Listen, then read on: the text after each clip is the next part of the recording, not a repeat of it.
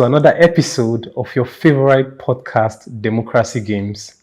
And as you know, at Democracy Games, we empower citizens on how to participate actively in a democracy. Today's topic, we'll be discussing a very, very live topic, basically local actions for national impact, youth actions driving change. And with me in the studio, we have Mr. Given Promise. Oh my God. A distinguished youth leader with years of impact, working across different projects and international organizations like UNICEF Nigeria, VSO Nigeria, and other reputable organizations. He's currently the co-country lead for the Nigeria Malaria NTDS Youth Corps and the Gender Equality Fund leadership team. Given Promise over the years has held positions like country focal point for global volunteering standards. He has a master's in development studies, MPhil in leadership and strategic studies, and he's currently pursuing a PhD in leadership and strategic studies. Dr. Given Promise, you're welcome to today's episode. Thank you. It's good to have you on the show. Yes. So we are talking, our topic for today, local actions for national impact, youth actions driving change. This topic, it can be a little bit controversial if we juxtapose it with happenings across Africa and the world of lately, but our context is Nigeria. So when you hear this topic, what resonates in you? Basically, what comes to mind is youth involvement, youth actions, what youth are doing presently to bridge the gap to cause reasonable, sustainable changes within their local communities. So that's basically what comes to mind. And if you look into the population of Nigeria, you also find out that we have above 60%. The last time I checked, 68% of population in Nigeria are all within the youth brackets. Yeah. So there are little things that they've noticed in their community that they can affect or impact on with little actions that they can apply. When they do that in the little community, which is called the nucleus of the national territory. So when you start from the community, you can go into your state. From the state, you can make it a national. And at the national level, that's where you can go global. So everything global or national starts from the community. And there are those little actions that they take to address specific issues in the communities. It can be in health, it can be in civic engagement, governance, accountability. It can be in education, menstrual health, hygiene, So those are the two things that come to mind when you think about youth actions, local action, causing change. I mean, looking at it in a broader setting of things, local actions for national impact, I'm just imagining, how can a single, seemingly inconsequential action that I'm performing in my community or my street have national impact? Is there a nexus? Is it even possible? Yeah, so there's a simple connection or a little connection to these things. Okay. So there's a saying that says little drop of water is what makes people say a mighty ocean or the ocean full. Do you get? So the ocean there can mean capacity will be built. The ocean there can mean we can have a model that we can replicate. Ocean there can mean we can develop best practices that will drive a particular change. The ocean there can also mean that you can educate and inspire people collectively to drive that change. So when people take actions in their communities, as little as stopping the killing of twins. Yes. So it happened once in a community, and now it's a national practice. As simple as stopping female genital mutilation. Somebody complained once in their community. Something like this is acceptable generally, but one person complained, and it became viral. As little as tasking women in the marketplaces and extorting from them. It started from one person in a community, and now it became national. there are a lot of things you can count from the NSAS protest, from the not too young to run conversation, from the stop end bad governance conversation, So there are a lot of things that can be said around local actions that comes to become a national product. I'm sure in the course of your work, because I know you've worked in a lot of all those rural, hard to reach communities. Have you had any encounter, in relation to local actions driven by young persons in any of these communities? Are young people interested? Young people are interested, but this current niche of young people are not as driven as our fathers. So our fathers don't want to see the future or the end of what they want to do. They just feel like if we don't talk now, it will keep going on, and we can die for this cause. So these young persons that are within our clients now don't have that drive. But in their little ways, we can see young people speaking up for women. Like in the north, allow our girls go to school. They say no, women should sit back, don't go to school. They are women, they will be married. Young guys, they call them he for she's. They say no, allow our girls go to school.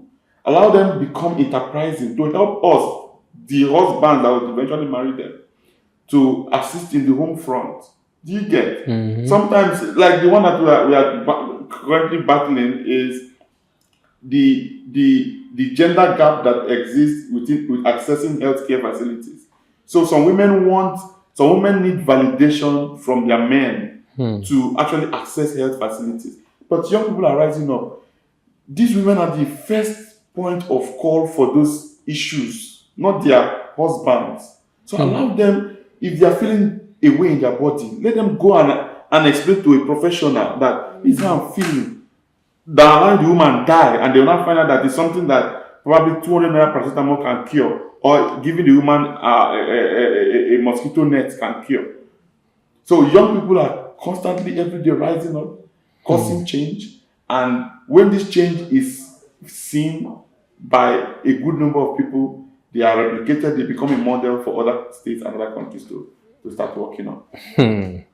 Interesting. You were just mentioning how our fathers were very enthusiastic and bold when it comes to their local actions to affect their community. I mean, in this time and age, I'm just imagining what the average young person is scared. Look at what happened during the last NSAS protest. People were killed. Yes. Which young person is ready to die today? Do you understand? The hardship the hardship is even making people want to run away. The Japa syndrome that is very, very popular. It comes to tell you that young persons face a lot of challenges when they try to link their local actions to national impact. Yes. So how have you witnessed these challenges manifest? Have you experienced in the course of your work, of course, have you experienced this kind of challenges manifest? Yes, a lot. Now during our fathers, their environment is small. The times of our fathers, the environment is small. So you can't, if you are from the north, all you see and feel like you own and you belong to or you are accepted is within the circumference of the north. If you are from the east, all you feel, all you feel and you know, and you in your consciousness you'll be accepted is within the circumference of the east. So happens to the west and the south. So moving outside that boundary is like also dying. So why not me die in the place I'm accepted than living to another place and die?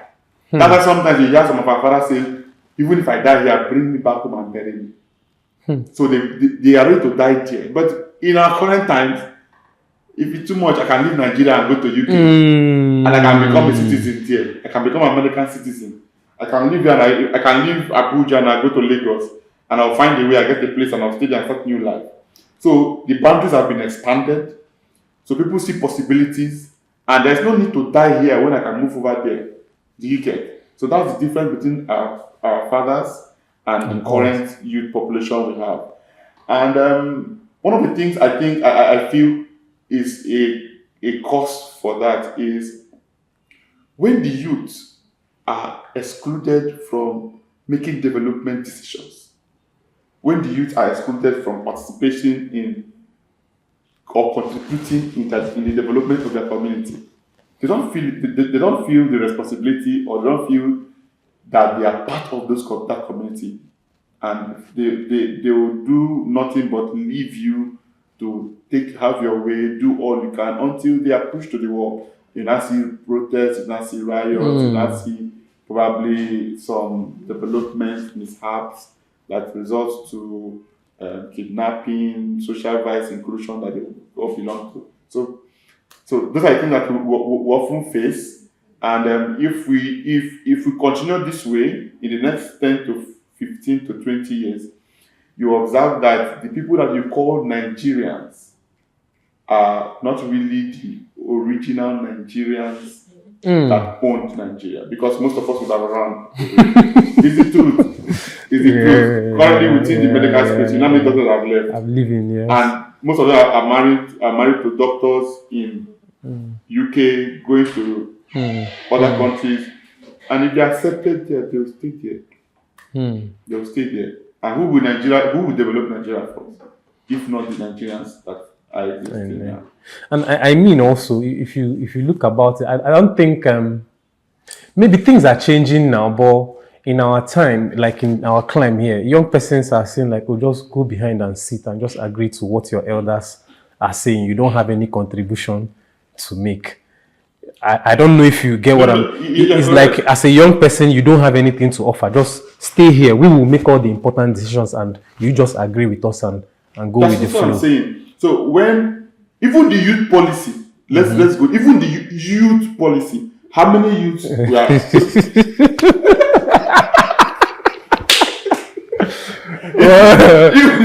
Your policy.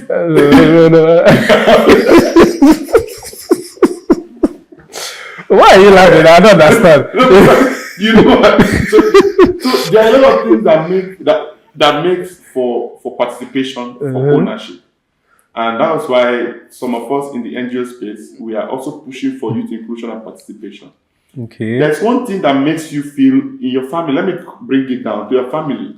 So one thing that makes you feel part of a team or part of a place is the contribution you make to that place. Yes. So when people feel excluded, especially in the nucleus of the activity of that environment, they feel that they're not part of it. Yes, they feel they're not part of it. So you just wake up, you are married, you just wake up, you buy a car, you wake up, you do this. In the next 3 months, your wife will leave you to everything you're doing, because you don't take a permission, you don't seek a consent. Should we? You just get up, you feel it's good for her. She be, you don't want to buy. That's what the youth have been educated to since we started the Cold War of the military class and the political class, with the coups that are coming, counter coups, and all the rest. So that gap relegated the youth population behind, and left them to their own will, to their own lives, to do whatever they feel they can survive by. I mean, if you check the history of our country, we've had head of states that led this country at 28. Of course, we know them. I mean, we know the people that led this country at the age of 20. Is it even imagine? Can you even think about it that a 28-year-old is managing to be councillor, talk less of president in this time and age? I mean, it's really. Let me not say it's not possible, but I mean, you all know what we are talking about. But this next question I'm gonna ask you now is a bit controversial. Okay. And presently, it was one of the things that caused the breakdown in Nepal. And that is social media in the hands of young persons. You know, once upon a time, I had the privilege of speaking to a very elder statesman who is of late, he's of blessed memory presently. I asked him, sir, you know, in the present day setup of things in Nigeria, you know, do young persons have a place? You know, I was really disappointed in the answer I got. He did not even say, "Oh, let me think about it. Let me embellish." He was going through some of his publications he wanted to give me. He just looked at me and was like, "See, there is no space for you people here." And he continued what he was doing. As simple as that. So I'm just thinking, and social media and young persons, it's like you're giving them something where go and destroy everything. And it's like the political class are very, should I say, afraid of social media in the hands of young persons. There has been several attempts to censor what people are able to share online and what they cannot share. And all sort of, there was a period Twitter was banned in this country and all that, and there's still several efforts to regulate free speech. How can young persons utilize social media to advance their cause? Is it a good thing, or is it something that we should do away with? I mean, look at the problem it caused in Nepal. I'm sure we don't want such problems in our country. We don't want such problem. No, we don't. We don't want to. The media is the fourth arm of government. Okay. And the social media is a sub arm of the media. But currently, it now looks like the social media is supposed to be a sub. It's the main. It's the main. And people that have leveraged on the innovations in the social media space are the young people. Your post of 2015, they will call it up and show you, this is what you said about this person. And that's what the political class don't really like. When you tell them to their face, this is what I have done, or this is what I can do. And one thing with social media is, you don't need to pay anybody. People pay to hear you. Do you get? But for the media, you pay for people to hear you. So you buy your data yourself. You buy your phone yourself. You go to Twitter, Facebook yourself. All I need to do is to post what I want to do. You are paying to listen to what I'm saying. But the other way around, in the other media, you go and pay so that people can hear you. And that's what the political class are not happy about. And the ploy to silence youth voices is the silence of the media space. So if the youth want to get information faster to their mates or to their age group, to their clients, they don't need to go and start sending letters or sending emails. Just put it on your WhatsApp status. Put it on your Twitter handle. Put it on your Facebook page. People that know what you're saying would start acting on it. But I mean, you are a student of strategic studies. Yes. And you also know how, what will I call them? Should I call them enemies of Nigeria, or selfish persons can use this information to alter to manipulate outcomes, even in elections. We've seen it happen in other jurisdictions, even during elections. Are we not also exposed to such incidents if we just allow young persons use social media anyhow? No, that's because the people that are given the responsibility to pass information to us have been fragmented, that's the right word. They have been manipulated. They have been one-sided.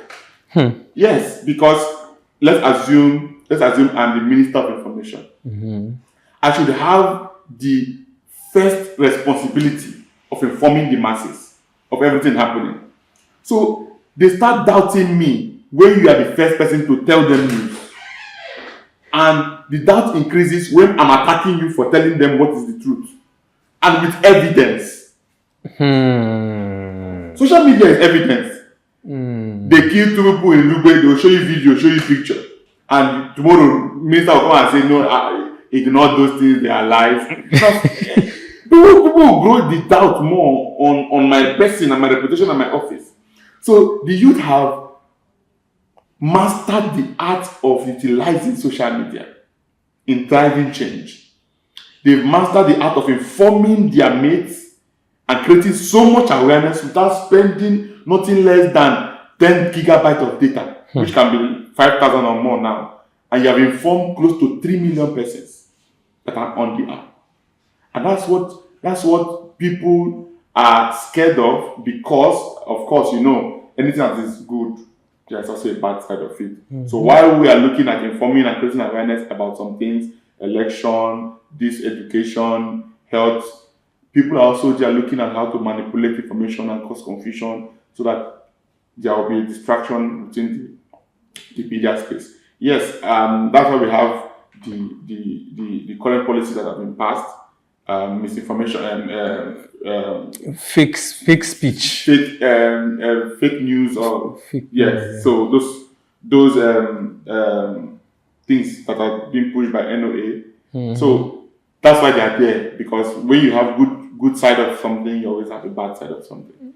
Interesting. Yeah. So what role do collaboration and networking play in turning small community actions into national change? Even the SDG said that in the 16 goals that they brought out, from zero, no poverty, no hunger, or zero poverty, zero hunger, to SDG 16, they said 17 is partnership to achieve all the goals. They say for sustainable development to happen, these 16 things should be met. Targets and indicators should be achieved for us to say we are developing sustainably and developing contextually. However, these 16 things will not work if we do not attend to 17, which is partnerships to achieve all of these things. That tells you the part of collaboration and partnership in attending to development issues. In collaboration and partnership, you don't only share resources, you share networks. You don't only reduce the expense that you use to execute, you leverage on relationships. So that's very vital, and you expand on your network and you expand on your impact and influence. So there are a lot of things that I do in Nigeria that is heard across Africa. Not because I have all the news channels, or all the Facebook, Twitter handles of all the African countries. It's just because I'm in a platform that has Ghanaians, that have Eswatinians, that have Egyptians, that have Kenyans. And I do my thing and I put it on the platform and they appreciate it, they share it. They do theirs, they put it on the platform and I share it. You see sometimes I post Kenyans are doing this, Mozambique are doing this. They are also reaching another environment and another topography within Africa that they could not have reached. But by virtue of being close to me, they got that platform to reach Nigerians. And people are liking it, asking, how did this happen? How did that happen? Even the new development in climate change that some Africans are building up. So some persons don't know that Nigerians are actually working on some innovations until people share it on external platforms. I say, wow, it's a good innovation. Send this person. Let us hear from him. And that's how people travel from Nigeria to UK, travel to Kenya, travel to Ethiopia, just because somebody retweeted or reposted their innovations. Interesting. There's something I was telling someone the other time. According to the National Bureau of Statistics, yes. I think it says that I can't remember. I'm not sure now whether it's that young persons make this 70% or 74% of our demography. And I was saying, if that is so, whatever policy we are designing in the country, if it is 70% focused on young persons who form the largest demography, then you're 70% in the right direction to getting a sustainable solution. So my question is this, how can governments, NGOs, and communities better support youth in bridging local actions for national impact? Do you know the problem Nigeria often have is in our election, they can manipulate the youth and buy them over to cause disruption and increase their votes so that they can win an election. Now, when they become whoever they are, governor, president, chairman, or other assembly member, they now neglect the number and now go to the people that they feel have their loyalty at heart. So, in actually responding to your question, CSOs and NGOs have a responsibility to actually demand from government. Yes. So, what is the percentage of youth contribution in the development of this policy? How many youth are employed in the civil service? Per time, per grade level. You know, in the analysis grade level, this, how many youth are in? Do you know a shocking thing? People don't really think about this. If we are 76, last time I checked 68, but I think you just corrected to say 70-something%. So if you are 70-something% youth population now, it means the future is waiting for 70-something elderly people in percentage to meet it. Say that again, please. If the youth population now is 74%, assuming all things are equal, no bomb blast, no mass deaths, no anything, everybody moving to the future, it means the future is waiting for 74% of the population to come over and become adults. So how would the future receive us that did not partake in the development of it? Oh, they were powerful. Yes. The people that, when we were talking, I was telling you about, you mentioned first that people became president at 20 something. It was deliberate. In fact, I told somebody in one of my classes, I said, it was deliberate that they decided that they are building a future for themselves, that they are walking into. That's why they started at 28, they are still there at 50 something, at 70 something. They are still there. Because they designed the future to accommodate them and keep them. Because the future that you did not design has no place for you. It's okay. Yes. So let me. What advice do you have for that young persons in one rural community in Tungamaji who wants to start small but with a very big dream and vision for tomorrow? I saw a young boy in Bauchi State. I think one thing that Bauchi State is doing, or Bauchi State community, not Bauchi State per se, before you give it to the governor or to the government, the Bauchi State communities are doing. They have leadership at every category. So they have youth leader, they have teenage leader, you know. Like, I went to a community that level and I saw the boy controlling his mates and they are obeying him. Like, I was so pleased. Now, the boy's capacity might be at that level. His vision might be at that level. Probably in his head, after his teenage leadership now become the youth leader. Youth leader might become counselor or something. So he might be limited, it might be myopic. Do you get? I'm just assuming he might be thinking towards that. So it's left for us to actually try our best to bridge the generational gap in terms of expanding foresights, taking projects to community levels, getting down to those communities and empowering those people at leadership positions at every level, teenage leader, community youth leader, women leader, show them a bigger picture. Show them the reality that exists outside their environment and communities.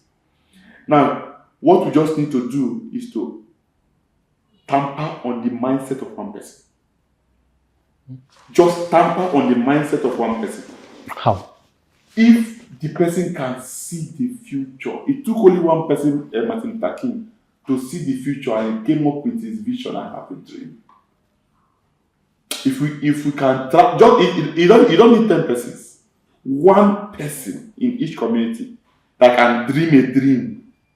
Even in the Bible, only Joseph know that they are preparing him for his destiny. Martin Luther King, the same thing. So anybody with a dream has a fire that keeps him restless.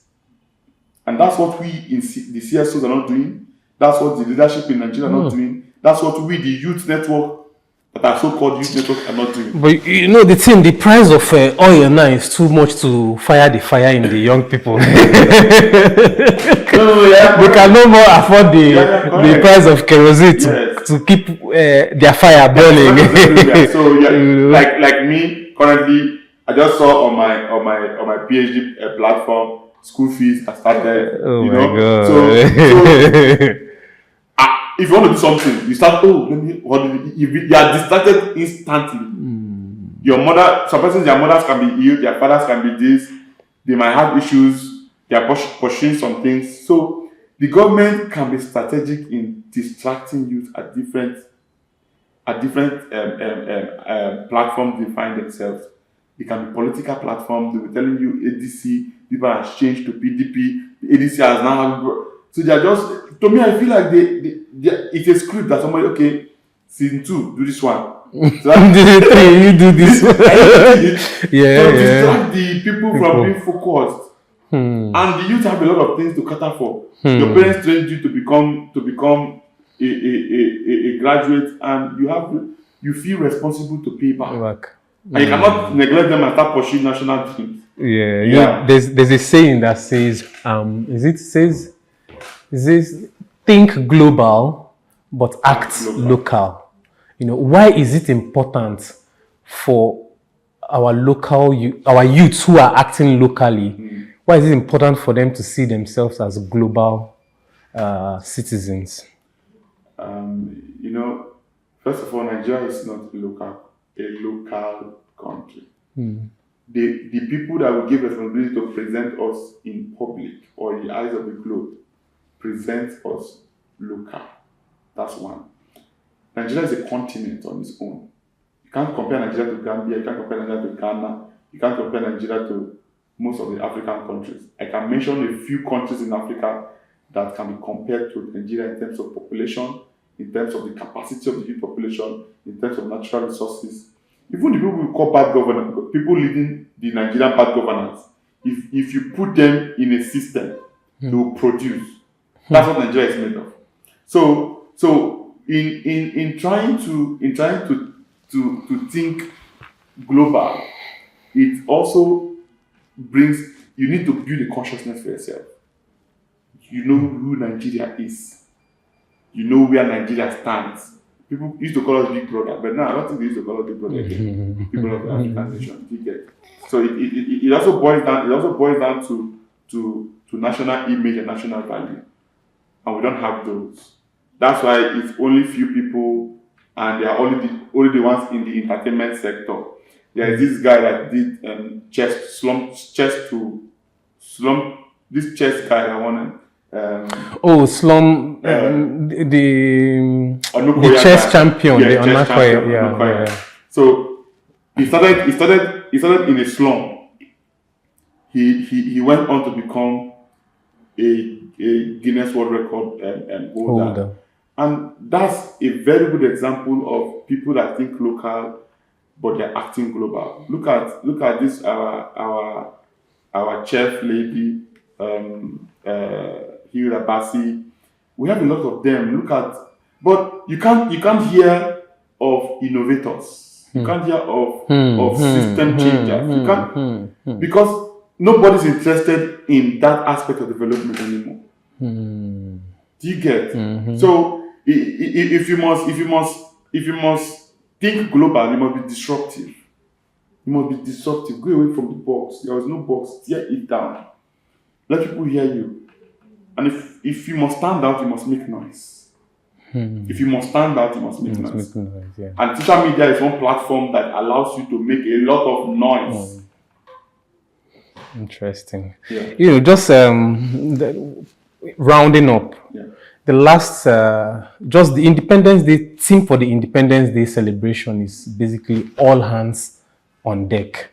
That includes young persons, right? So what is one key message you have for that young person who is watching you presently and who has this burning desire, you know, to make change in our dear country, Nigeria? What is that one message you have for that That's young person in somewhere far away in Nigeria whose heart is burning, to build a Nigeria of our dream.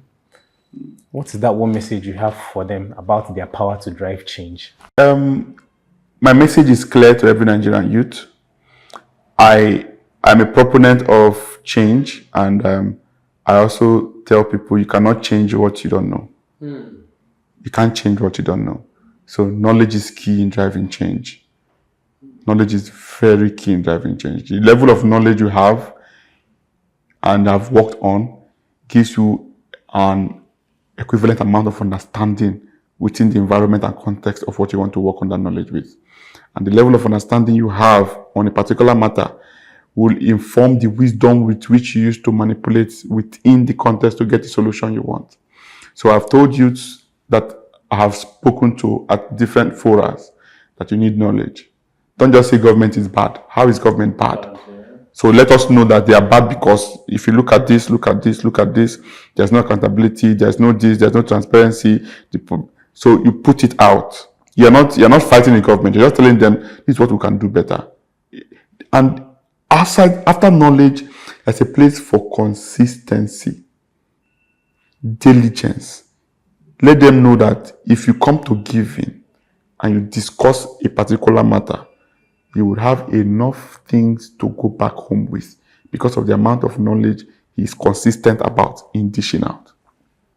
Yes. So after knowledge, you'll be consistent or you're diligent. Then the last thing that you need to do about this thing is to share it. Share it. Don't gatekeep. There's something God did that people don't know. You can be the first to go get the knowledge, and you can, like, if you get the knowledge, you didn't tell anybody, but it's not for you again. Once you got it. Once you get the knowledge, you have given the right to share it. So the more you share the knowledge, the more of the insight on that particular knowledge that will come to you that has it first. So people think that let me keep this knowledge, they will come and meet me. You're not causing the development or the change you have. So I used to tell you to get knowledge about a particular matter, probably how to run a particular education system properly, how to develop a good structure properly, how to do security issues, how to do this, do that. When you've gotten that, you are consistent with sharing the knowledge and building on it. You're building on it. Then you don't hide it. You call people. That's why even in academics, they say, how many people have you published? Because they don't want you to hide the knowledge you found out. You did research on it. You need research to keep it. You research to share it. So share it. Let people see it. Let people work on it. Let people ponder on it. And people use it. And create models for it. So with that, you are just in your one Lugbe or in your one Niger State community or in your one CE or Biri community or in your one Buguma community or in your one Odoje community in Anambra State. And people are replicating your model. People are replicating your democracy model, replicating your health model, replicating your sustainability model, just because you did not hide it, you shared it. And that's one thing youth are not doing in Nigeria. And a lot of youth have solutions that they are keeping thinking they will find me one day. They will blow, now they want to blow. They want to blow with it. But the best blow you can blow is the impact you've made in the life of people. You heard it, Nigerian youth. The best blow you can ever have is the impact you make in the life of Nigerians as a Nigerian. With that, this is the much we can take on this episode. But I want to implore us, you know how we always say on this Democracy Games podcast, a democracy cannot develop faster than the citizens know how to participate in that democracy. And as such, we need all hands on deck to build the Nigeria of our dreams. At Proactive Gender Initiatives, we are presently calling on volunteers. Are you a graphic designer? Are you a researcher? Are you a tech bro and tech sis? Are you a videographer, graphic, whatever skill you have that you feel can contribute formally or informally to develop the Nigeria of our dreams, please log on to our website, get in touch with us, and we are willing to work with you. And with that, God bless Nigeria.